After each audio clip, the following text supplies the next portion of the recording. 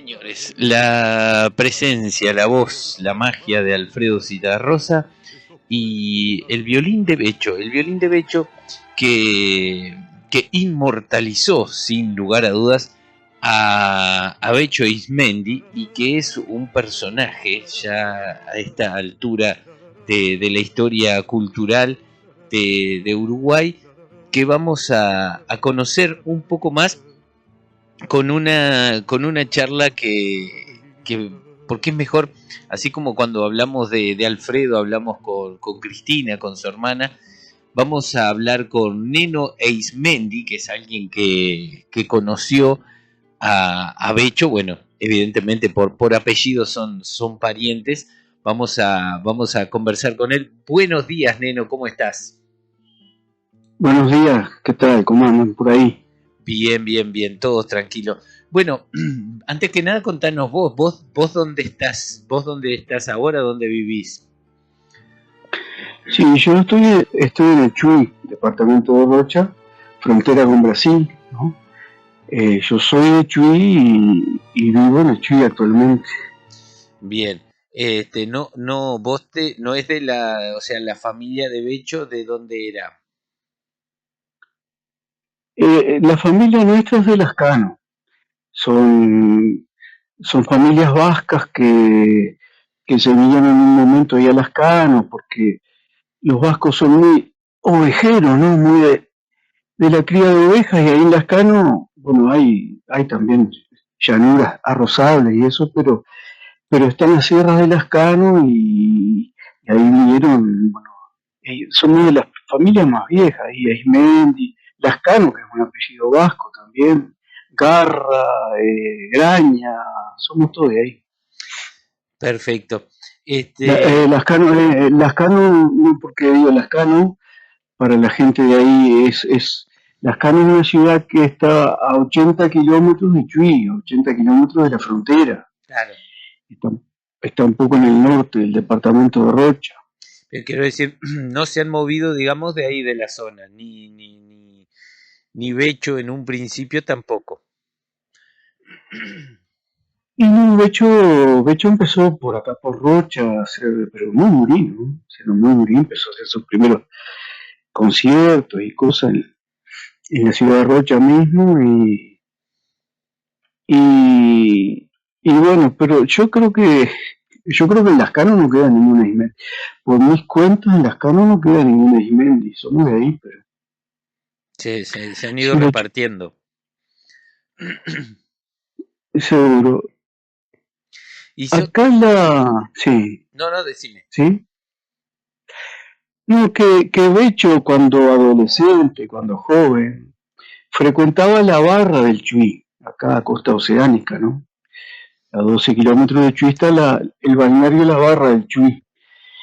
Y de hecho, estamos hablando de los años 40, 50, cuando mucho, que él era adolescente, joven, tenía una barra de amigos junto con mi madre, Sonia Fossati, y junto con el gallego Manuel Iglesias, y hacían daban serenatas por los ranchos, la barra era todo rancho de paja, ¿no? Y salían y hacían serenata, Becho tocaba el violín, siendo gurises, ¿no? Y Manolo cantaba, que cantaba muy bien. Qué lindo, una serenata de violín y voz.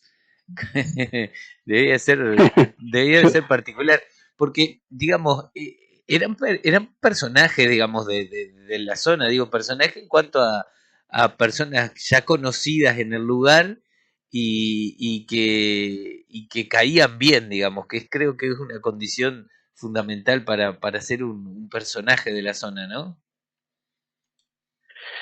sí, claro, yo a Becho no lo conocí familiarmente. Yo lo conocí en el año 83, que nosotros trabajamos un boliche en la barra que se llamaba El Cactus, en la barra de Chuy. Un boliche muy lindo que quedaba en un médano alto sobre el mar, sobre el océano ahí.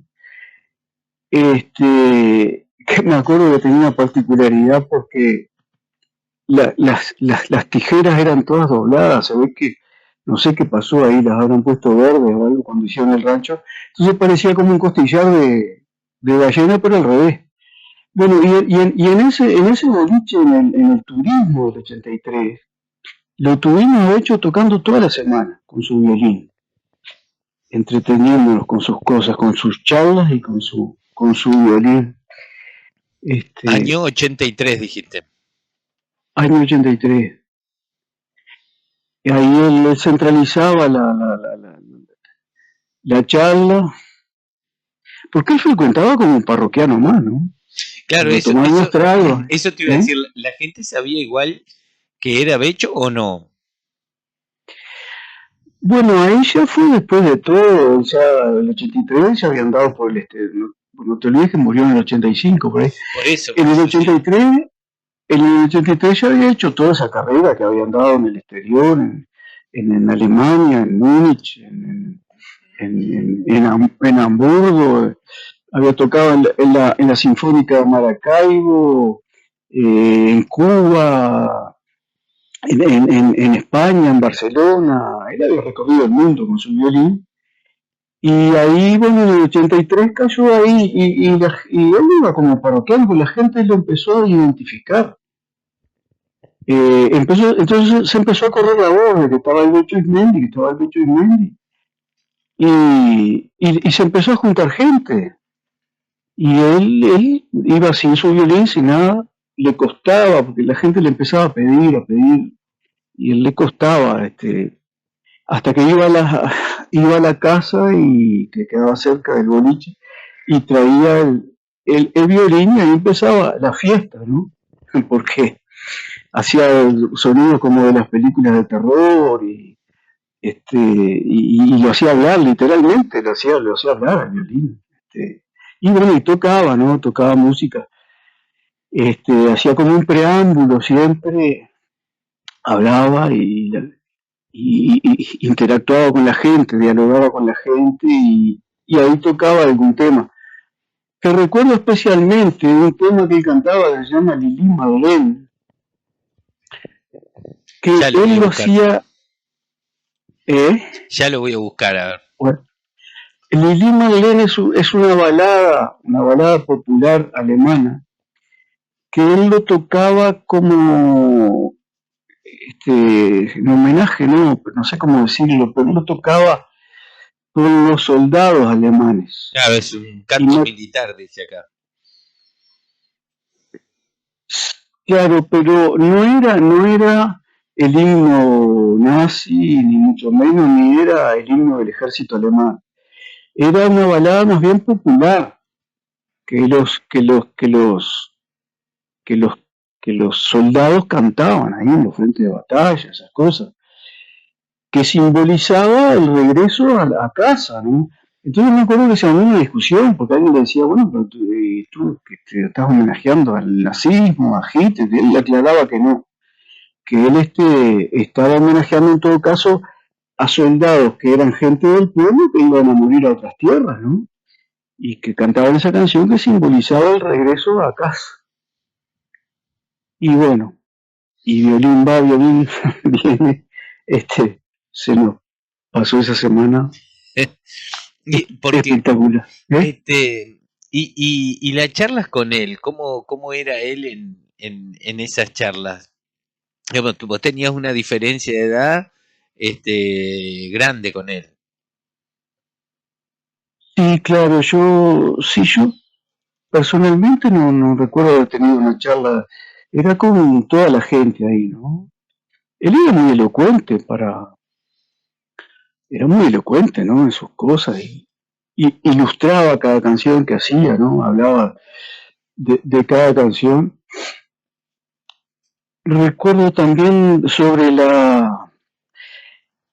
esa canción, El violín de Becho, que es una pieza musical excepcional. Yo me animo sin ser musicólogo ni nada por el estilo, pero yo me animo a compararla con, yo que sé, con Yester de los Beatles o con la comparsita o con cualquiera. No, me parece que esa pieza musical excelente arrancó, fue desarrollada a partir de una tonadita que él hacía en el violín. Él hacía una seguidilla de notas. Ese violín esas notas que cuando entra la canción del violín, de hecho, cuando entra el violín, esa tonadita él la hacía para saber si el violín estaba afinado. Ah, mirá Lo vos. afinaba para saber si estaba bien o si esa melodía. Entonces esa melodía, esa tonadita le empezó a gustar a Citarrosa, a los músicos, a todos, y le empezaron a desarrollar. Que él contaba, yo no te quiero exagerar, pero él contaba que llevó algo así como 40 horas de estudio en un estudio de grabación de Buenos Aires. Y de esas 40 horas de estudio salieron los 3 minutos de la canción. Porque además decía él que era el primer registro en el mundo de violín y guitarra solos. O sea, violín y guitarra con piano, violín y guitarra con trabajo, esas cosas ya habían, ¿no? Pienso que la música mexicana, que hay mucho de eso también. Pero era el primer registro en el mundo, según él, ¿no? De guitarra y violín solos. Entonces había muchas cosas que ajustar. Y ya te digo, de esas 40 horas de estudio, salió la canción que son 3 minutos. Recuerdo un detalle también que él decía que se le presentaron al ingeniero de sonido, ¿no? Y bueno, ahí la introducción de las guitarras, mostraron, y ahí entra el violín y el Becho le hace la entrada. Y el ingeniero dijo, ahí no va a entrar un violín, ahí tiene que entrar un cielo de violines. Y dice que pusieron a sonar al unísono 6 violines, que yo no sé, si uno presta atención, a uno le parece que es un violín solo, pero yo no sé si, como son violinistas profesionales, o sería un montaje de estudio, 6 violines, no me acuerdo si 3 o 6 violines, pero si uno se presta atención cuando entran los violines en el tema, hay una densidad, una densidad ahí, digamos, de musical que los violines que da para percibirse que hay más de un violín sonando ahí. Un cielo de violines. ¿Y son todos hechos por Becho o todos esos Yo tengo violines? la idea, hace mucho tiempo ya, pero yo tengo la idea que él dijo que se pusieron a sonar, y más en aquellos tiempos, ¿no? Que ¿cómo es que se dice? Los recursos del estudio de grabación eran menos, ¿no? Claro. Y yo tengo la idea de que se pusieron a sonar 6 violines. 6 violines. 6 violines o 5. Claro, era más, sí, tenés razón, claro, porque en tiempo de hoy sería grabar, copiar, grabar el mismo violín, lo que sea, pero en ese entonces se solía hacer Capaz todo que era más a la complicado. vez, claro, sí.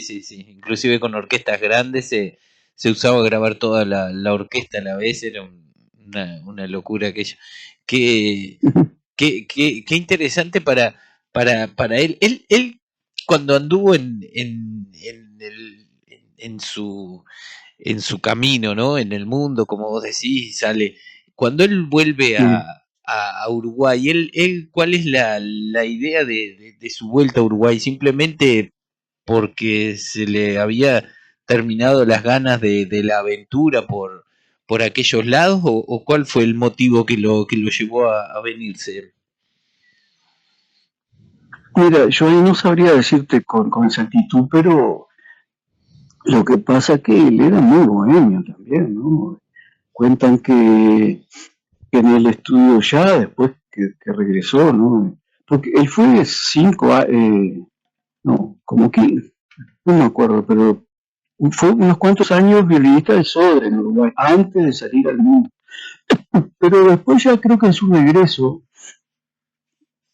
tocaba en el Sodre y tenía que quedarse a dormir en las instalaciones del, del Sodre ahí, porque si no se quedaba ahí, se dormía y no venía a los ensayos ni a los toques. Eso, Claro. O eso sea, lo sé o sea que de él mismo, buena fuente, él ¿sí? mismo se conocía y él mismo se trabajaba para cumplir, digamos. Eso al menos estaba bueno. Él, él mismo, sí. Claro, además en aquellos Este, tiempos estar en orquesta, bueno, hoy también lo es, ¿no? Pero es algo muy exigente además, ¿no? En cuanto al estudio, digo, para alguien con contacto popular, para alguien, como vos decís, alguien bohemio que anda en la vuelta, se debe hacer un poco difícil también llevar adelante eso. totalmente, totalmente. Y él además, yo creo que capaz que queda mal decirlo, pero mi madre me decía que el Becho cuando adolescente y cuando joven era un ser luminoso, era un tipo luminoso. Y yo cuando lo conocí, como fuera, eran como 2 años antes de morirse, yo conocí un tipo oscuro, oscuro, alcohólico, que era luminoso cuando se encendía, cuando agarraba el violín, ¿no? Era una cosa Claro. que, este, y me acuerdo también que decía que él minimizaba la letra de violín. De hecho, él decía que tenía la pieza musical armada, dice el flaco, como le decía ahí la cita rosa. El flaco y se hizo una letrita, y dice para grabar. Y además, a él no le gustaba nada lo de la letra. Este, No le y, gustaba y decía, cómo lo pintaba la canción. no, él decía que Citarrosa se había vengado de él por un problema que había tenido anteriormente, que se había vengado de él con esa letra. Además dice, eso de cara de chiquilín sin maestra, ¿por qué? Decía, pero tú sabes que la letra lo pinta de cuerpo y alma el Becho. Lo pinta tal cual era el Becho. Yo lo que conocí es la letra. Esa de la cara regordeta, con los ojos vivarachos, cara de chiquilín sin maestra. Eso que dice, Becho tiene un violín que no ama, pero siente que el violín lo llama. Y por las noches como arrepentido vuelve a amar ese triste sonido. Eso era tal cual, eso lo vivimos nosotros. Eh, Era como que no le gustaba tocar, no sé, no, y no que no le gustaba tocar, pero él quería estar allí tranquilo y la gente le empezaba a insistir, y ahí iba a la casa, cuando caía con el estuche, con el violín, todo el mundo ya empezaba a aplaudir, y ahí se armaba la cosa. Qué bueno, claro. Difícil de contener una persona así, ¿no? Difícil de llevar, de entender, y más cuando tiene su carrera, y vuelve al país quizás buscando otro tipo de situaciones ya más relajadas, pero como vos decís, si él vivía también a través del violín, era como una relación amor-odio, digamos. Sí, tal cual. Y tal cual, muy, muy solitario, muy bohemio. Esa es la sensación que te daba, ¿no? Qué lindo. Para vos, digamos, porque yo en este momento, gracias a Carlos Castillos, que llegué a tu contacto y que estamos teniendo esta charla y que la gente de Tente en el Aire toma noticia de que hay parientes de Becho, porque Becho queda con el Becho, no con el apellido Ismendi casi, ¿no? Ismendi sale, bueno, ahora en épocas de internet uno pone Becho y ya sale el apellido y demás, pero, pero para vos eso significa algo no te voy a decir en el día a día, pero significa algo ser parte de la historia, digamos, de la familia que ha tenido a un personaje histórico en nuestra cultura. Y te sientes orgullo, ¿no? No puedes dejar de sentir orgullo. Este, y más tan cercano así, no sé si fue tan cercano al resto de la familia, pero cercano sí a mis viejos, a mi madre, por ejemplo, que mi madre es casada con Aismendi también, un primo de él. Y claro, sí, te genera, porque era una fiera, ¿no? Cuando él se va a Alemania y estaba en una esquina de Múnich, tocando el violín y con el sombrerito ahí, ¿no? Para que le tiraran algún peso.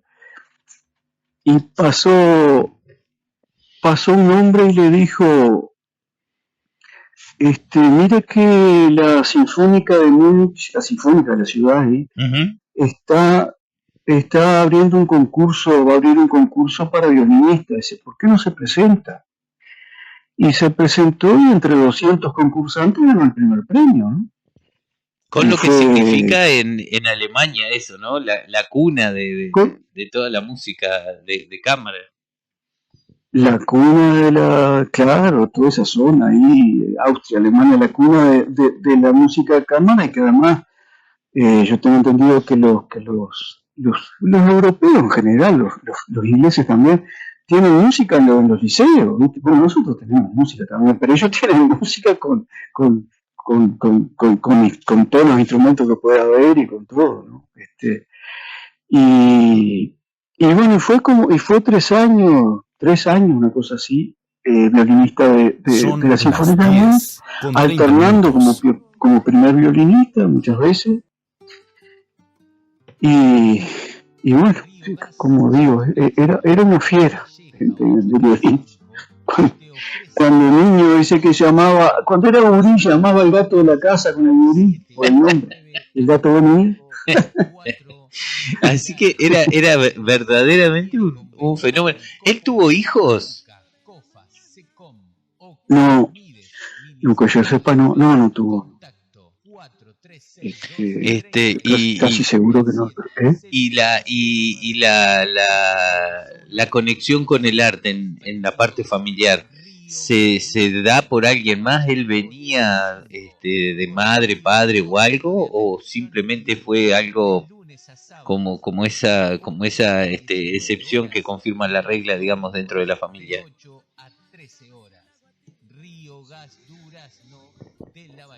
Los Aismendi somos duros de oído.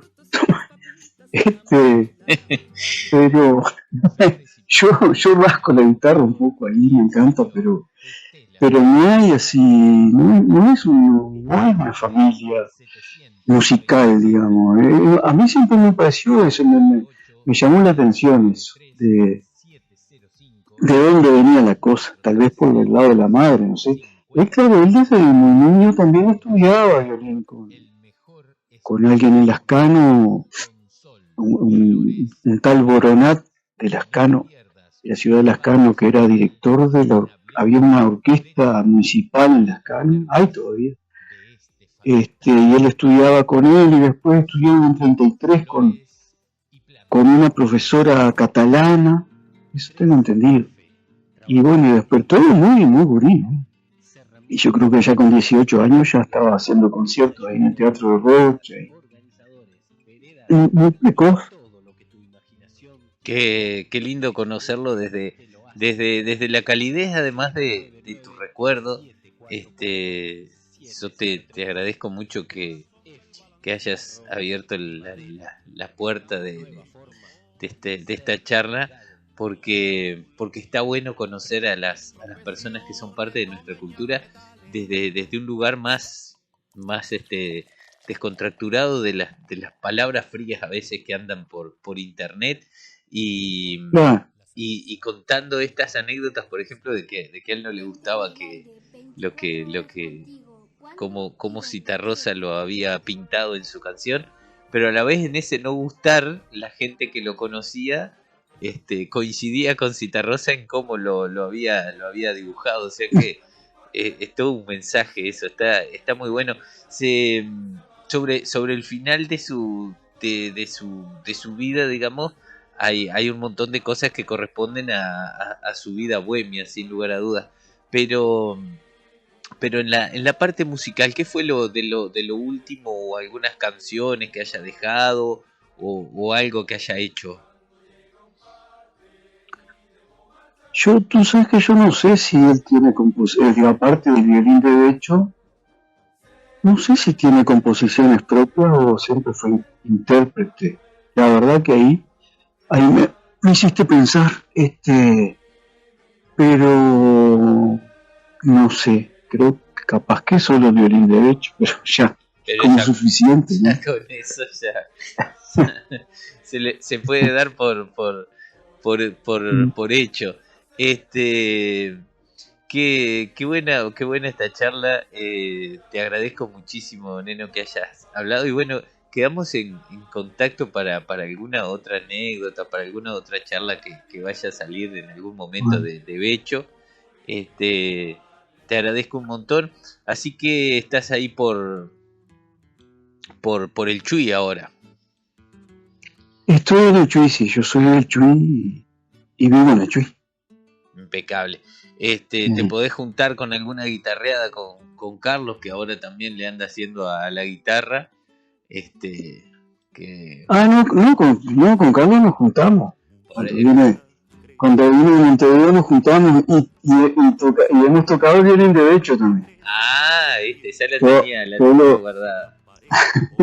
lo acompaño y él la puntea. Claro, ¿no? Pero está preparado, se está preparando bien el hombre, estudioso y todo salió de la guitarra. Y en cualquier momento hacemos un concierto ahí, como el estadio ahí de en el Antel Arena, en el Antel Arena. No, ahí en Durazno. Acá sí, en el Festival de Folclore, sí. Yo ya voy a ir pasando los contactos ahora que tengo tu aprobación. Sí, bueno, muchísimas gracias, Neno, un abrazo grande y bueno, gracias por compartir estos recuerdos de Becho y por darnos a conocer un poco más desde el lado humano este artista gigante, sin lugar a dudas, ¿no? Grande. Sí, la verdad que sí. Bueno, no, yo te agradezco a ti, le agradezco a usted. ¿Cómo está esa ciudad de Durazno? ¿Muy fría? Bien frío, yo te iba a hablar del frío, a ver si por allá estaba fresco, pero acá está frío. Porque no salió el sol, viste que estos días, no sé ahí cómo está, estos días había salido el sol y el solcito un poco equiparaba, pero ahora... Acá hay sol. Hay sol. Acá hay sol, pero el vientito está helado. El viento el viento está bravo, sí, y acá que está nublado, estamos con más frío, estamos padeciéndolo más. Así que si hay sol me largo para ahí en unas horas estoy. Cuando llegue ya se ocultó el sol. Bueno, un abrazo grande, muchísimas gracias. Un abrazo. Muchas gracias a ti. No, por favor. Chao, gracias.